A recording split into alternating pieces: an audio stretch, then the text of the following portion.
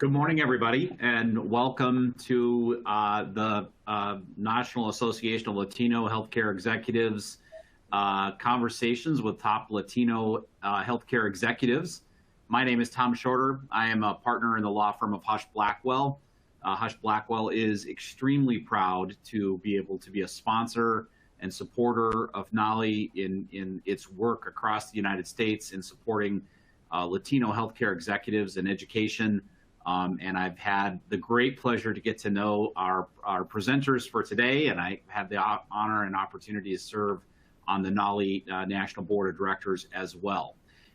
So today we are going to have a free-flowing conversation with two of our top Latino healthcare executives, and we're going to cover a lot of topics, but we are hopeful that for those of you who are able to dial in or listen in, you'll be able to use the Q&A chat box to pose questions. Tell us some of the issues that you'd love to hear from these two amazing individuals on the experiences over the last couple of years.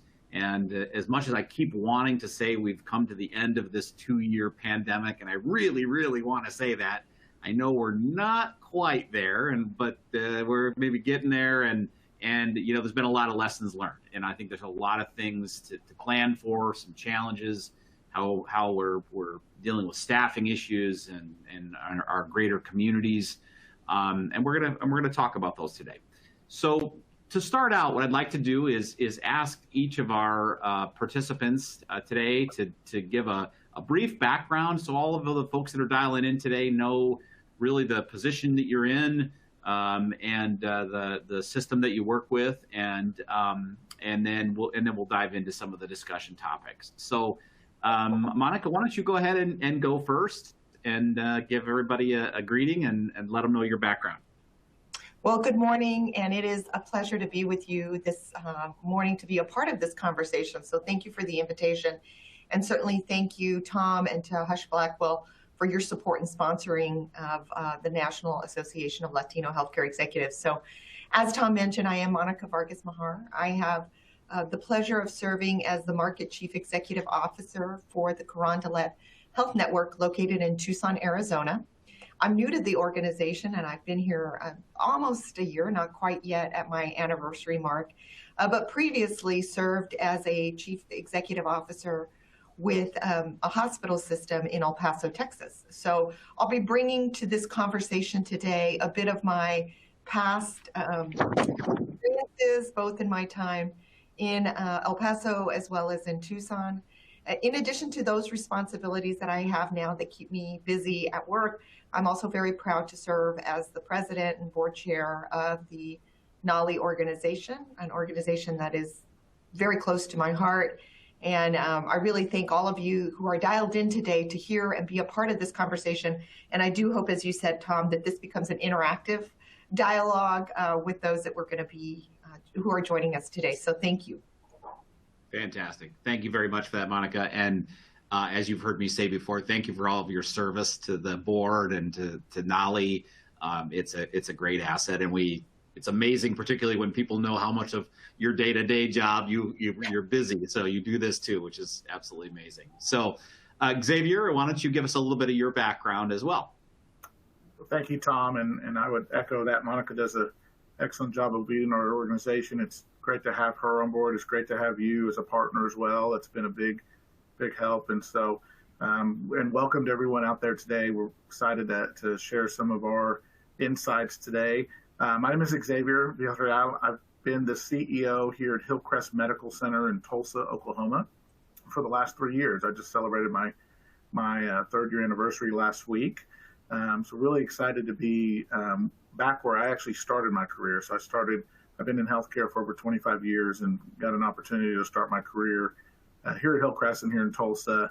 I've spent the remainder of my career in between the beginning and now, really around the North Texas area.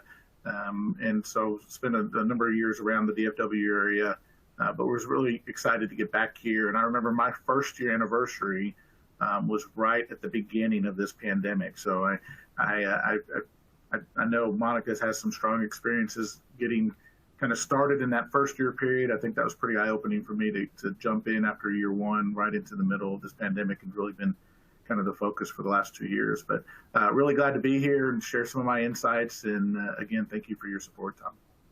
Yeah, absolutely. Thank you for that, Xavier. And I appreciate that. And thank you also for everything you do for our organization at NALHE, and in addition to all the busy day job that you've got as well. So maybe just to kind of kick off the conversation, we wanted to sort of thematically talk about sort of learning from our past and then how we create, opportunities going forward. Just thinking a little bit about, obviously what we've all been living and from a pandemic experience and thinking about that from a leadership standpoint, maybe as an overarching item for us to talk a little bit about is some of the things that we learned at the front end of this about our hospital communities over the last couple of years, and maybe just start off with some comments on some of those things that were the first sort of learnings, right? I mean, when we first stepped into this, I think so many of us, myself included, as a lawyer trying to support healthcare systems, were sort of reeling. Like, how do we start to even begin to assess what problem we have here and what's going on? And so maybe just some of those initial things that you were learning and thinking about as the pandemic was really not even defined as a pandemic yet, right? It was sort of a, undefined spread of an illness. So I'm curious if you just have some initial thoughts on that, in terms of sort of like some of the initial reactions and learnings that each of you had. Yeah, I think one of the things I think that was challenging up front is it was pretty fearful. I mean, I was trying to figure out really what is my role in this. This is a national pandemic, worldwide pandemic, and what I quickly learned is a couple of things. I think the speed of getting information out, whether it be in our organization or across the country, and quite frankly, information we trust was so key early on in this process, and really being able to share as much information as possible and level set was something that was pretty key. I think the other thing that was insightful for me is that we've always had some, I would say, staff shortages over in healthcare for years. When you have a pandemic like this that impacts almost every hospital across the country, that really gets pointed out very quickly. I mean, it's one thing for parts of the country to have surges. You can kind of move staff around, but when the whole country is dealing with the surge, realize how short we truly are in some critical staffing positions. I think that was very eye-opening and very scary for me early on. Still is very scary. Mm-hmm. Yeah. I'll just add and chime in, and I agree with you, Xavier, that speed of information, the fact that you'd issue a communication piece to your staff in the morning, and by 4:00 in the afternoon, that guidance had changed, because that's how quickly information we were learning. I think for me, probably lessons learned is not only that fear, right? We all had that fear. Early in January, we thought, well, just as long as I hadn't been on a cruise ship, just as long as I hadn't been to visited these Asian countries, even our signage said, that was our screening criteria. It's, well, if you had been to these places, then, you might need to stay out. And quickly, you just felt the enormity of the situation sort of start to squeeze in on you. There was no safe place. So March 16th was when our community went down on lockdown. And so then you just felt it, because colleagues and others, even my own family got to shelter at home. We were still all going into the office, and it was an eerie feeling getting on the freeway when you were amongst 2 or 3 other people in rush hour. It just felt odd, right? I mean, those first days just was like, where am I going and what am I going into? And as a leader, I think this really demonstrated for me is how we always have sources of support. Xavier and I have the benefit of having gone to the same graduate school. And I know Xavier, he's a colleague. I could call him. How have you dealt with the situation? There was no colleague to turn to at this moment. Everyone didn't have answers. And, it felt very, not only are you high in the organization where you are alone just by nature of your position, but there was no information that you could give your team to sort of rally the support. And so it did require a great deal of, looking in and sort of harnessing what we all know are the characteristics of leadership, is being brave and in uncertain situations and being able to be out there. And we'll talk a little bit about some of the strategies that we used.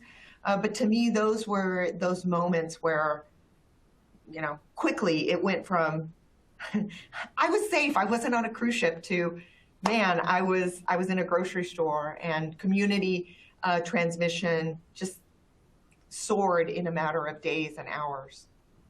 Yeah, absolutely. I think, thematically, one of the things that I think you've both mentioned that is worth, spending a little bit of time really from a leadership perspective to talk about is sort of the leadership in those moments of fear, right? Where there is a lot of unknown information and fear, panic, I don't know, you pick your word, but it was running rampant for sure. And I think that's a real challenge at a leadership level, because, you're trying to lead everyone forward to continue to provide, obviously, care for the community.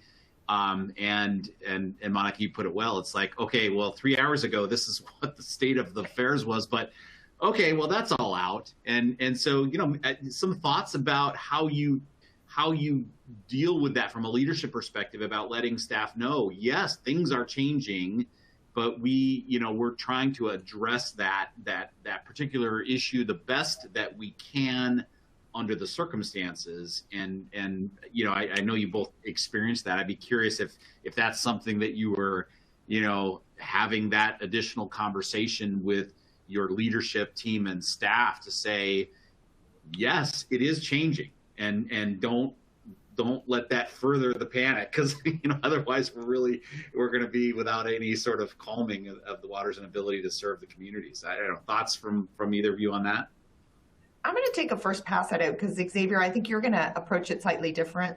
Maybe I'm thinking to myself, now sitting in this chair, just not even at a year. I had an incredible advantage because the organization I was a part of, I had been there well established 2.5 years. I already had sort of earned credibility. So it was much easier to go to individuals, ask for forgiveness. But I am curious, Xavier, because these challenges are not unique. While we hope never to be in a pandemic, we will be again faced with situations where we don't have all the information. And so I'm really anxious to hear, you're only a year into it. How did that differ? Yeah, I think it was, when you think about it, and you've kind of gone through this, when you start a new role, particularly in a leadership role, I mean, that first year is you're getting to know the organization. You're kind of putting your touch on things. You're introducing some of your focus of where you want to grow. So I really, myself and my team were in that kind of mode. I mean, we really felt like we were starting to make some headway with where we wanted to see the culture of the organization go, and that really does take a year, even more than a year, to do that. So this totally stopped that. I mean, it stopped us in our tracks, and we had to pivot, and that really is hard to do when you're plugging in pieces to your team and to the strategy for long-term growth, and all of a sudden it's like 100% of your attention has to switch to this. There were still some folks that, they were trying to, we had some openings in the position just because of some natural turnover and changes of leadership. We had some folks that still didn't, they knew me, but didn't 100%, know my background and trust me. And so I had to put myself in that role, after really now, hey, this is our entire focus is around this pandemic. You've got to kind of trust what we're doing, and we're going to do these steps to really over communicate. what that is. And quite frankly, it was trying to figure out what role do we play and how do we make that happen with some with some things that traditionally worked were not working. And so when we start thinking about town hall meetings, I mean, it was easy for me to put together a town hall meeting. I had 4 of them the first year I was here. We did it every quarter, got everyone in a room and talked, and all of a sudden that was gone. And you couldn't do that anymore. And that was an easy way to communicate to the whole hospital within a matter of 2 days. And so we were, the speed of information that Monica talked about was happening. And at the same time, we're trying to figure out how to get that word out in a way that reaches everyone and in a way that they trust us. And I think that was key. It involved a lot of, we did a lot of rounding here. We were out in front of the staff as much as possible, which, early on was scary for me as a leader because, I had a family member at home that was going through treatments and they were at risk. They had a lowered immune system. So, in my mind, I'm thinking every time I walk out of my office, I'm potentially impacting my family. And every one of our leaders had stories like that. And so we were trying to be very, very creative in a situation where I was still fairly new and we were kind of heading in that direction. And the other hard part is every time we saw a lull in the COVID numbers, we almost tried to jump back into that where we were before, and it never really quite worked. And so that was another big challenge for us. Yeah. It's interesting. It's great to hear that perspective. And I think Monica's right. It is a unique situation when you come in and you're newer in that organization from a leadership standpoint, because, one of the words, and you used it several times, was trust. Right. So in the midst of a crisis, when you are in a leadership role, part of the ability to lead through that is based on trust. And, Monica, you had years of built up trust, right? You had the staff, and Xavier, you were building that, right? It was sort of as you were going. And that's a real challenge. I mean, that's a hard thing to do. And, I'm imagining that from how to do it in that period of crisis is lots of communication, lots of connection with people. And I can only imagine the sort of personal stress on that too, because, for myself, I basically hunkered down in my basement. I mean, Monica and I were just joking about this. She knows what the basement looks like for me when I would do video calls, because that's where I lived. And so it didn't create personal risk in the way that it would in a hospital setting, where you're still having to build that trust, get out, work with the leadership team and staff. And so that's yet one more reason you have all my respect. That's really incredible. Couple of things, and thank you, by the way, to everybody who is dialed in with us. I see we've got a couple of questions that have popped up, and so let's jump over to them really quick, and then we'll keep our free flow conversation. So this is actually a really interesting one. The first one is one that I think was very prevalent for all healthcare leaders, right? So we're in the middle of pandemic. Lots of communication out of CDC and other organizations around masking, community requirements around masking. And then we did see a lot of politicization of the masking issue. And the question goes to that very issue. And that is, how were you, or really were you able to avoid the politicization of masks in the facility and generally in your community? And so I'm curious to hear from both of you how you navigated or thread that needle, because I know that was not an easy one for sure. I'll start by jumping in to share that, I was coming from El Paso, very fortunate.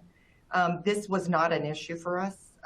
We had good support and buy-in from both our team members, our physicians, and our visitors at the moment that there was or wasn't allowed visitors, because that's a whole nother topic. I think while not asked of the question, no different would be the conversation around vaccinations, because that became more contentious, I would say, this go around.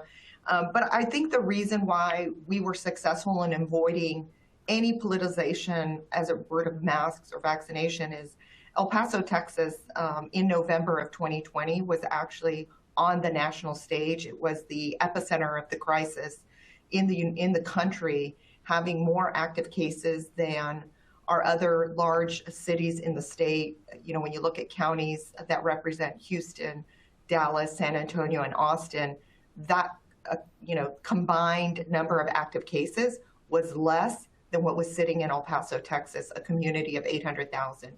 And so it was very real. If my stat is not mistaken, El Paso was one of the first communities to achieve a high threshold in community vaccination rates because it touched so many.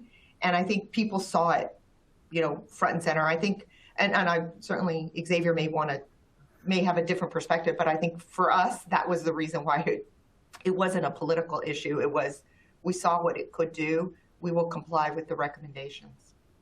Yeah.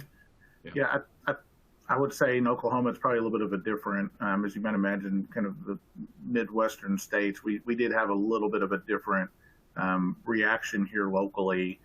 There was a little bit more of a politicization here. And what I found was interesting, and if you don't know much about Oklahoma, there's two major metropolitan areas, Oklahoma City and Tulsa. When you get outside of those two metropolitan areas, the populations of the communities become very small, very rural.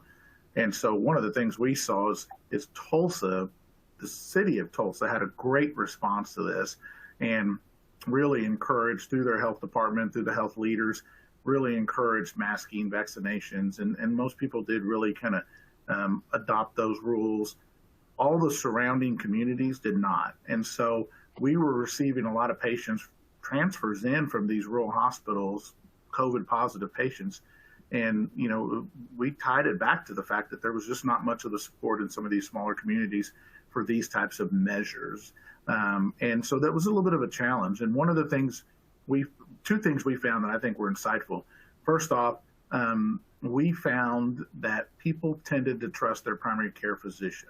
So we tried as much as possible to put physicians front and center that provided kind of plain story facts of what was working and not working.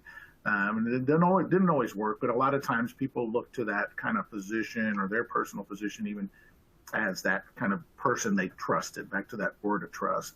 The other thing we did, and it's become part of our workforce strategy going forward, is this kind of idea of this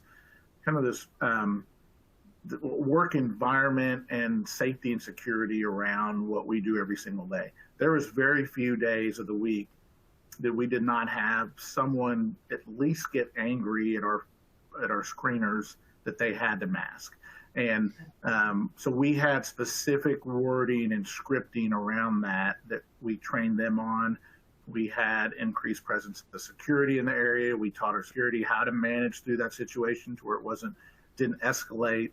And so we spent a lot of time really kind of talking about that piece of it, knowing that we knew it was the right thing to do. So we continued to set the example in the community of masking, but it was really spending some extra time on that script and how do you respond when you know some of these things are going to come up. So.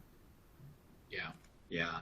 Did either of you find that in as in your outreach to your general communities about issues like masking, and then, Monica, your point about vaccinations, I think that's very true too, where you felt that there was a difference in the different contingencies within the community on how you'd communicate with them or connect with them? We're using different, spokespersons. I mean, just maybe reflect upon that a little bit on how you were sort of reaching out to the different contingencies within your communities. I'll say, and I agree with what Xavier mentioned about the healthcare provider was really source of truth, source of information. And I think we leveraged, where possible, putting our physicians, offering themselves to city council representatives. The one way that we really connected with our community to help with this was being a community site to offer vaccinations.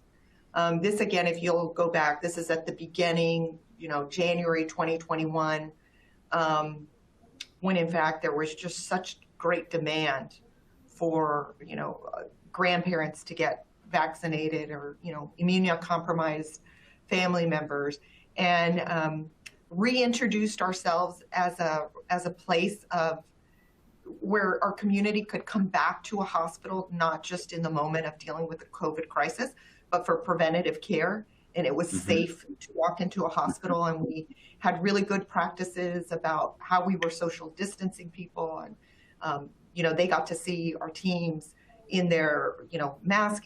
So they just got to see how we as a community can really live in a very productive way, even taking the necessary precaution and measures. And I think that was helpful for our community. Yeah, no, it's great. Yeah, one of the things I would add on that I think was a very positive result of this is we very quickly opened up the lines of communications with our competitors, where we have historically not, had a kind of a consistent cadence of communication.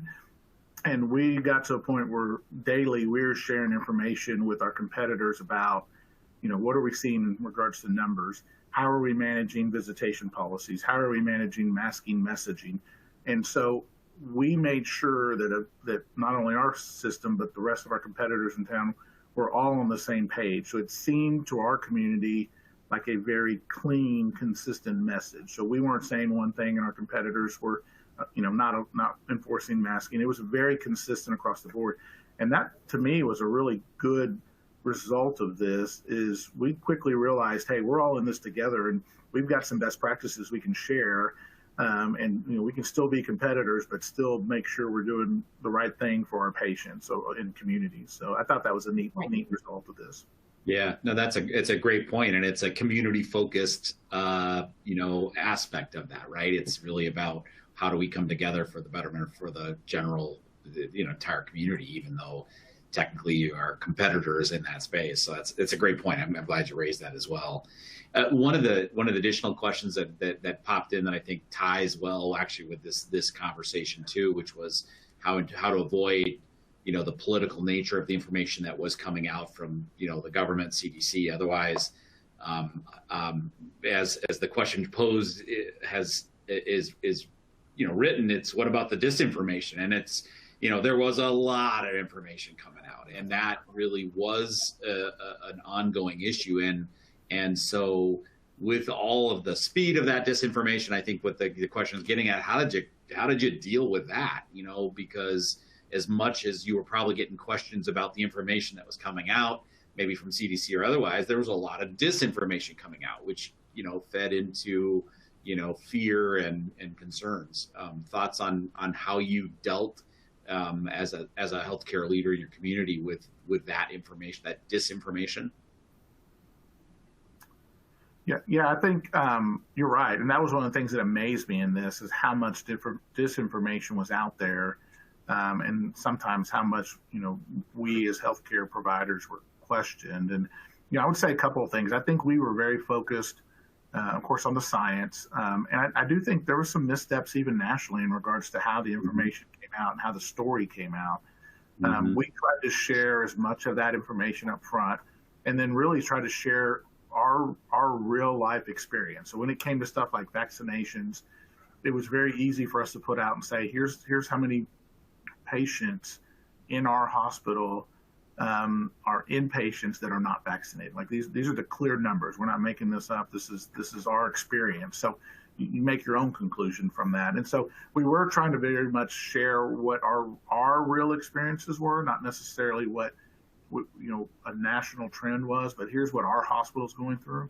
And then again, as much of the science and stuff that we could reiterate and communicate, I think was important. The other thing that I think was eye-opening for our doctors is when they hit that point, when I saw some interesting responses from our physicians when they started seeing pushback on, the science. They started seeing some of that disinformation.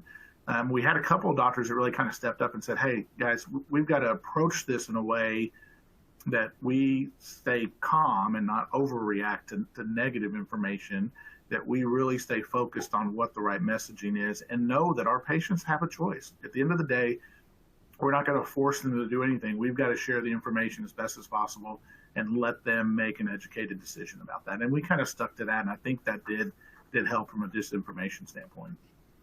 I'll just add, Tom, to what Xavier is mentioning, and I think, the point made about really collaborating with competitors early. I think all of our communities did that. We had to. Mm-hmm. I'll tell you, looking back, I think it was much easier to manage the disinformation issue at the beginning because everyone was doing it the same. That's fine. Mm-hmm. You do have choice, but the truth is you weren't going to go out and find a place that was going to allow you to be at the bedside of a COVID positive patient. Like that just wasn't happening, right? Someone told me, nothing's going to happen to me. It's going to be fine. I'll tell you, I think for me personally, I think 2021 was much more difficult of a year to respond to the pandemic than 2020. I hate to say that, but in a way, I'd go back and do 2020 all over again versus 2021 because there was now a challenge by the community, right? The community was done, we had opened up, and you did have therapies being brought to the, I read that this therapy would be the one that I need to receive. Ivermectin is one that comes to mind. And our hospital community chose not to participate. But yet, there were providers in the community that were prescribing alternative therapies. And so you found yourself a little less firm that there was now all sorts of variation in the community. But again, you just have to, like Xavier said, when dealing with visitors, scripting of our security staff. Now it required us to be scripted by our medical staff and our clinicians. And it became more difficult, right? Because in some instances, you weren't going to win, and that was okay because patients did have choice. And there were other alternatives for folks to go seek those alternatives that were being offered with scientific data or not, right? Right. Well, the concept of some of the, Xavier, that you brought up too, of collaboration, right? And you think about that collaboration in this disinformation phase.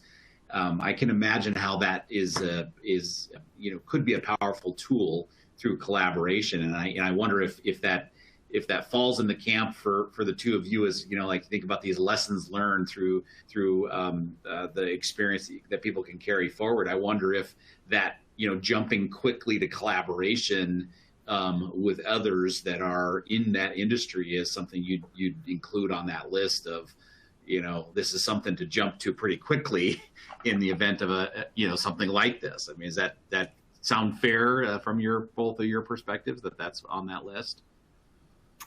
Yeah, absolutely. I think I've continued the conversations about every 2 to 3 months. My counterparts at my two competitors, we sit down for lunch or drink, and we have some of those conversations.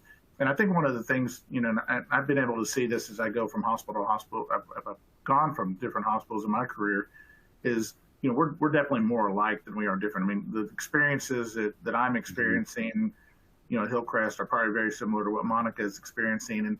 And so there's a lot of similarities, and the ability to sit down and kind of talk through those where it makes sense. And it's not, again, we still are competitors in some sense, but, one of the things we're talking about right now is behavioral health and partially as a result of the pandemic, but, partially we've always had an issue with how do we get patients out of our EDs and into behavioral health services.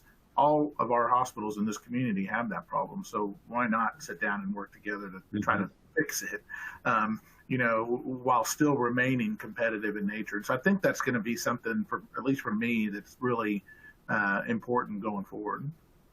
Yeah. No, that's great. And I sort of doing the work that I do around the country. I would tell you, I see more of that now. I see more of the recognition that, all the systems maybe in a certain community or a region dealing, with a similar community need, and the power that actually can happen when there is collaboration in trying to tackle that community need.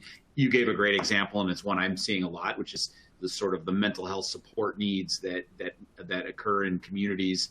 And it's a great space where all the systems are thinking about the same thing and how they do it, and lots of really, really neat, actually, an innovative collaboration that's going on around the country in that particular space. I alluded to a little bit of discussion about staffing, and I want to come back to it. And I know, Xavier, you mentioned it as well. And we actually have a really interesting question. That's a good sort of, segue of sorts to talk about staff and staffing related issues. And the question that was posed was, after receiving some candid feedback from staff, we are working to regain some connectivity and community with our teams in this new phase of the pandemic. We lost a lot of group activities and meetings out of an abundance of caution over the last 2 years, something I think a lot of people have experienced. What are you doing differently this year as a leader in an organization on this front? So again, I think the theme there is, a lot had to change. We did lose some of the meeting side. It started looking differently, and some things got lost out of that. And so thoughts from the two of you on what you're going to do differently as we're coming out of this pandemic period on that particular issue as a leader. Yeah, I'll jump in and say that we're slowly trying to go back and reintroduce, Xavier at the top of this conversation talked about town halls. And so returning to bringing teams together, I think we have demonstrated that you can safely gather.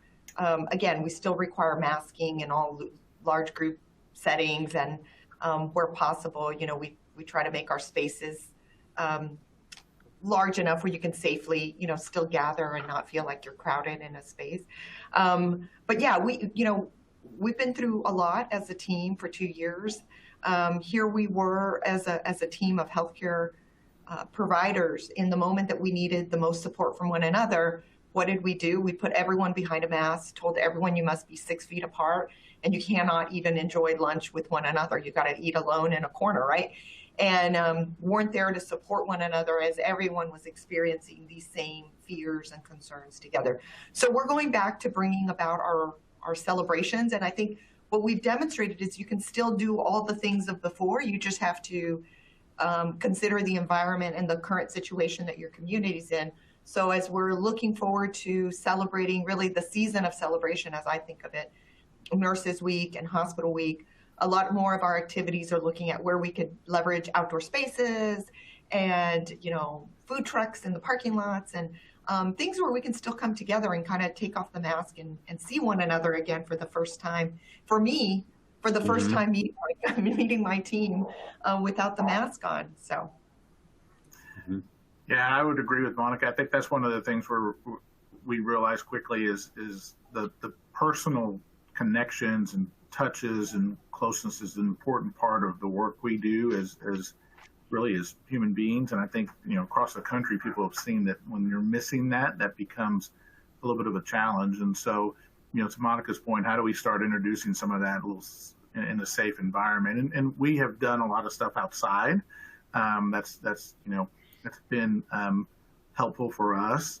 We've also come up with some, as we've adapted to new ways of communicating, some of these have kind of taken hold. So for example, our town hall meetings, where we traditionally would have maybe a 20-30 minute presentation and then questions and answers, wasn't always feasible for everyone to get to. So we moved those. Instead of doing a kind of a slideshow presentation, we put them on some poster boards, and the exec team just is in the cafeteria every day, for a couple of days, and people can just come and go. And so it becomes a quick, hey, here's the key points we wanted you to know. What questions do you have? It's already in a space where people are kind of walking through anyway. And people have liked that. We've actually gotten pretty good attendance at those without people having to carve out, 30 or 40 minutes to sit down in a room and listen to a presentation.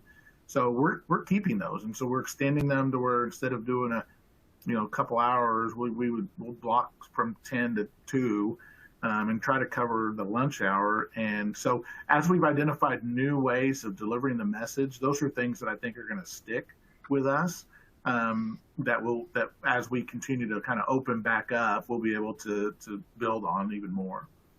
Yeah, no, those are great tips. It's, again, that opportunity to have direct communications and and be there present to address questions. That sort of, again, goes back to the theme I think I mentioned and you guys mentioned before of sort of creating that trust, right? I mean, that's really the way you do that. So that's great to hear. You know, in terms of staffing and on that kind of theme, were there any other additional staffing support opportunities that your organizations implemented? You know, whether that's in a particular service line or area, were there some other things that you implemented during this period of time that you think, wow, this is something we're going to really carry forward and continue to do post pandemic? Go ahead, Xavier.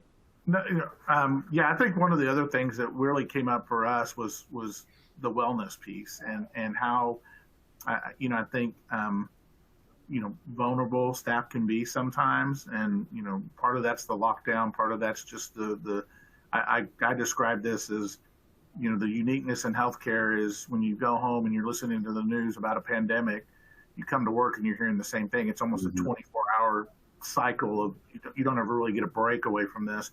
And so the wellness piece for us has been really key is how do we really get more proactive in ensuring our staff is in an environment that, you know, is safe, but also really promotes that kind of mental well-being. And there's a lot of things that we've done. I think probably a lot of hospitals across the country have done in regards to some relaxation rooms. We've monitored PTO usage and really tried to look at, you know, not necessarily force PTO usage, but giving the opportunity to have a conversation with staff members that haven't taken time away from work. You know, how do you have that conversation with that individual to encourage them to maybe take a break if they need it? And so, you know, being able to have some rotating leaders when we're doing stuff like being on call and being responsive to stuff, you know, positions on the weekends, how do we rotate that so some of us can truly get a break away from everything? And so I think there's some of those things that we're really going to keep long-term and are very important for us. Yeah. I'll just add that while, you know, one of the things when it came to staffing and being creative, I think what we identified is how individuals, when given a challenge, really can step up to the plate. And this was, if nothing else, 2020 and the pandemic really showed how healthcare can innovate, and it accelerated innovation in a way that our industry needed to see something happen, right? And we can talk through the technology aspects of it. But from a leadership and people side, I think one of the things that was really successful in the organization, and while we don't still use this strategy, I think it demonstrated the value is at the very height and moment when we were, again, the epicenter, we were having to transfer patients out all across the state, even across state lines for access and care and beds. You know, that's how we were load balancing as a country. We staffed a command center 24 hours a day. And we actually brought leaders from non-clinical areas of the organization to be a part of that process. So, you know, your director of revenue cycle, which sits in a finance function, was sitting in this command center assisting with memorandums of transfer or bringing supplies and resources. And I think for me, when I think about staffing, is not to underestimate the skill set that any individual who's part of the team can offer in managing through a difficult situation. And again, you know, we had the director of medical staff office, you know, handling calls and sort of facilitating transfers and arranging for the helicopter to arrive. And at first there was a great deal of apprehension, like, oh my goodness, I'm not a clinician. How can I be in that space? Because our clinicians were up on the units doing clinical work. It required all of us. So I'd say that would be one of those things when you think about leadership and staffing is just, we have, you know, there is a tremendous talent in our organizations, and traditionally we tend to stick in our lanes, and this definitely demonstrated this wasn't going to work long term.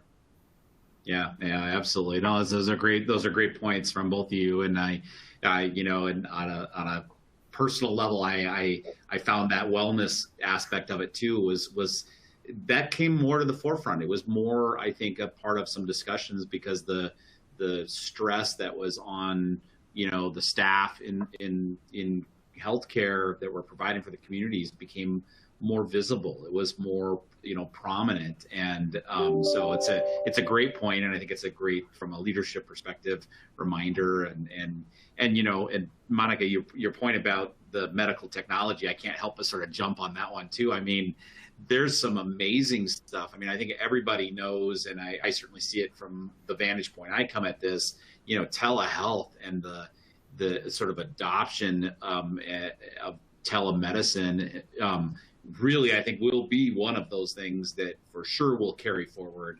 And I assume that's consistent with what you guys saw at your two organizations as well. Yeah, I'll just start by saying, yeah, absolutely. I think, as I mentioned, healthcare was in need of a push to innovation. I mean, we could say that we're an innovative company, but this sort of rattled us forward. And yes, we were using the technology as a healthcare provider providing inpatient care. Our use of telehealth actually was a bit more adaptive, really to create an opportunity so that we would minimize the risk and exposure of our team or our physicians from entering rooms that had COVID positive patients, to only go in when absolutely necessary. I'll tell you, our systems became much more sophisticated as we went on, but very early on, I'll tell you, one of the pieces of technology that we ran to was the baby monitor. And for folks who have new kids, the technology is pretty amazing. You set it in the room, you can actually see, talk, visualize the patient, and that allowed us to have a safe way of having, again, wasn't a tremendous IT solution. We just had to run off to a Best Buy, for instance. Now the technology, that was at the very, very beginning of the pandemic, but I think that's how we used the technology to really protect our patient, our team members, to say,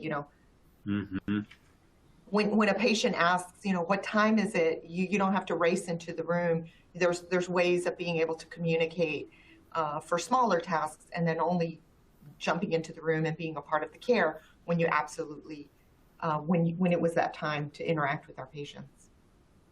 Yeah, I would agree, Tom. I think the telehealth solution, that's going to be a big part of healthcare going forward.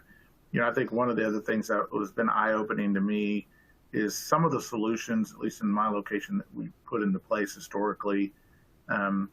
You kind of come in and you set up a model for what is best for multiple parts of the facility. So, for example, I always use the example of like Pyxis or these automated medication distribution centers. You kind of set those up, trying to make sure you're efficient and you don't spend too much money, but you don't ever set it up for the end user in mind. So, does anyone really stop and say, okay, from a nursing perspective, you're the ones using this system, let's go through and make sure we set it up exactly for what you need to make your life easier. And so as we roll out some of these, some of this new technology, we're really trying to be very thoughtful about sitting down and looking at who the end user is, and then deciding, okay, instead of only needing one Pyxis machine here, maybe we need two, because that helps reduce, 30 minutes of time off a nurse every day with the workload they're doing. And so whatever the technology is, we're really trying to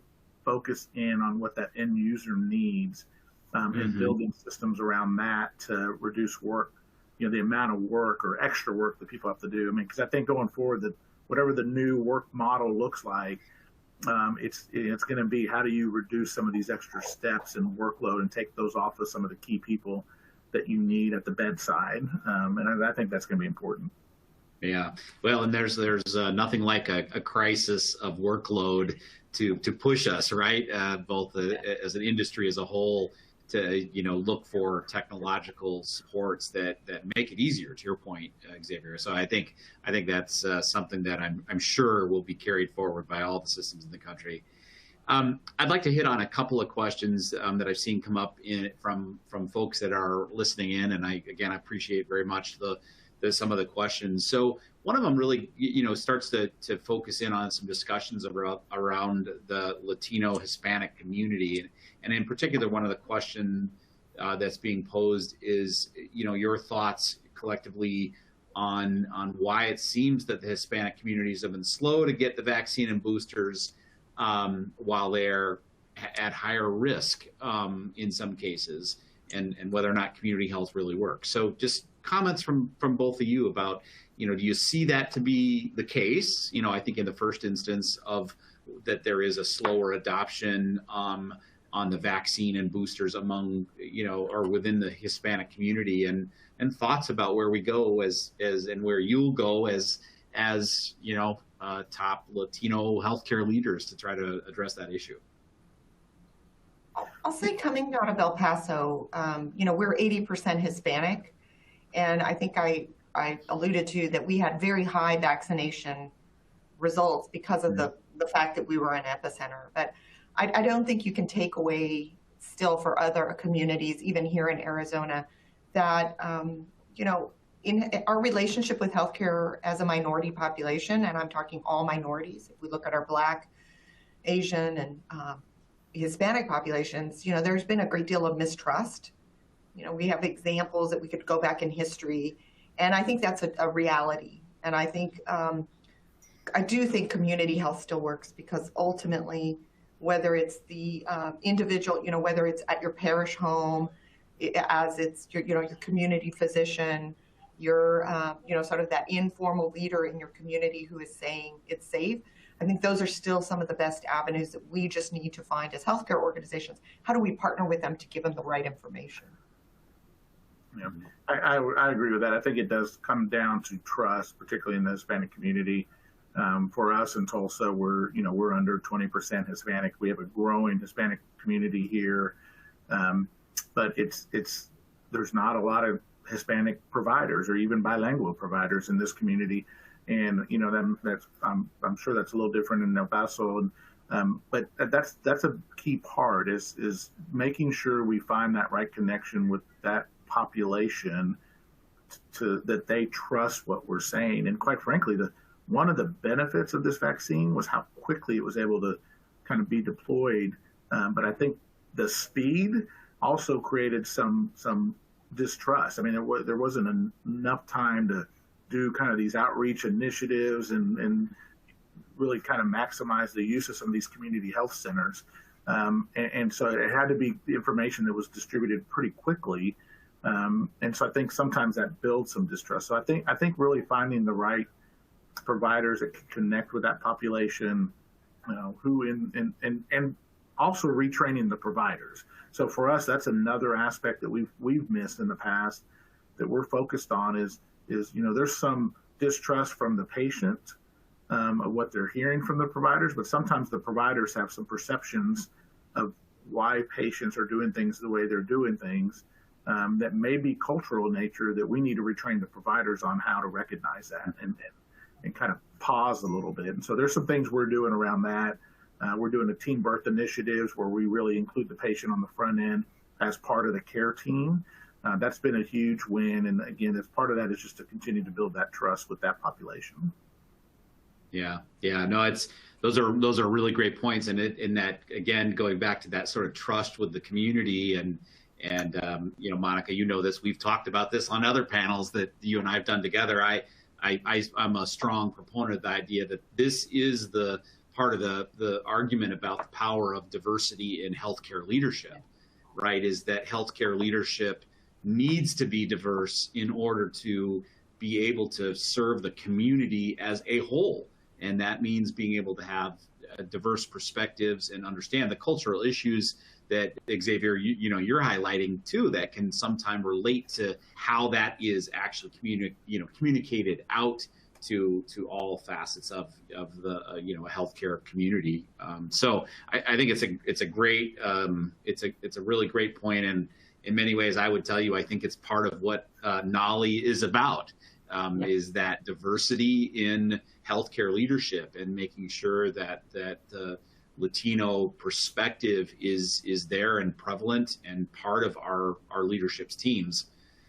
It brings me back a little bit full circle in the conversation, and we actually had a really good question at the start that I held on to because I saw that somebody in the audience posed this question, but I wanted to come back to it because I think it actually is a really important component of this discussion, with the two of you shining examples of fantastic Latino healthcare leaders in our country. And, you know, the question that was posed was, how did you do that? How did you get yourself into that position as a Latino leader to be the healthcare leader of your systems, to as I think the question said, how to break through and do that? I know that is a huge question, you guys, and we could probably go on for another hour just on that. But I think just, you know, for each of you to reflect for a moment and share with the audience your thoughts on that, the importance of it, but then also some you know, thoughts for others that are really wanting to model and follow in your footsteps. Yeah, I think for me, Tom, I think that's an excellent question. And you're right, we could have a whole other hour session on this. But, you know, early on in my career, I volunteered at a hospital, and the leader there happened to be a Hispanic leader. And so, you know, I was able to kind of connect with him in a way that I all of a sudden kind of saw an opportunity for me as a Hispanic to get into this field of healthcare. I think that was the entry point. And I think that's an important piece, is the entry point, getting people that are interested in understanding that there are opportunities in healthcare, particularly for Latino leaders. And once I got in there, I had a passion for it, and I've never slowed down. And there really wasn't, you know, from entry point to where I'm at now was really, you know, my passion and motivation to continue on. But early on, it was that connection that I saw with another, you know, Hispanic leader that kind of got me hooked. He served as a mentor. And so I think from our role, and I know Monica does this quite a bit, you know, serving as that mentor, really just that, you know, being able to sit down and kind of chat with other individuals that are interested in the healthcare field, and being able to spend a few minutes and talking to those types of individuals and kind of guiding them and mentoring them. And I think we need to continue to do that as a field. And I think that'll help open that up. Yeah. And my story is not unlike Xavier's. Mine actually happened between my junior and senior year of college, where I was trying to figure out what I was going to do next. And I knew graduate school was on the horizon. And family friend who happened to be the president and CEO of our university, you know, public hospital, invited me to come shadow. Really fell in love with that, you know, the passion piece of it. But I'll say, you know, not always does the individual look like us, or, you know, wasn't a Hispanic female. I have been very blessed to have sponsorship. You know, mentoring is important as well, but also sponsorship for others. Those on the call here who are in leadership, I guess I'll stress and say that the reason I'm sitting here is because I had both male and female, white and otherwise colored leaders above me who saw something, who were willing to sponsor, gave me an opportunity to stretch beyond where I thought I could be stretched. And I think, you know, when we advance, we have an obligation and a duty to pay it forward, and to give back and to continue to bring up the next generation of leaders. So it's interesting. We have the very same exact path, but, you know, mine took a little bit of a different road, and I'm very blessed to be here. And I think often of those early mentors, sponsors who really, I say I'm here because of them. Yeah, no, that's wonderful. That's wonderful. And I love to hear those stories, you guys. Thank you for sharing them. And I know it's valuable to everybody who was able to attend as well. And I likewise feel blessed to have had the opportunity to get to know both of you and work alongside both of you in the great efforts that NALHE is doing. And from my perspective, that's what I would say to everybody. You know, that's an opportunity for involvement, mentorship, learning, camaraderie. And I think those are all important aspects to that. And thank you to you both for having this conversation today. It's been a real pleasure, and I always know it because to me, I could keep going and going and going. There's probably a bunch of things we could chat about, but we'll save those for maybe another time. For our audience participants, thank you very much for joining us for this great conversation today. This is part of an ongoing series that we will be doing. Husch Blackwell, in partnership with NALHE, is going to continue a series of these conversations about topics of interest and highlighting some of the fantastic Latino healthcare executives that we have in this country.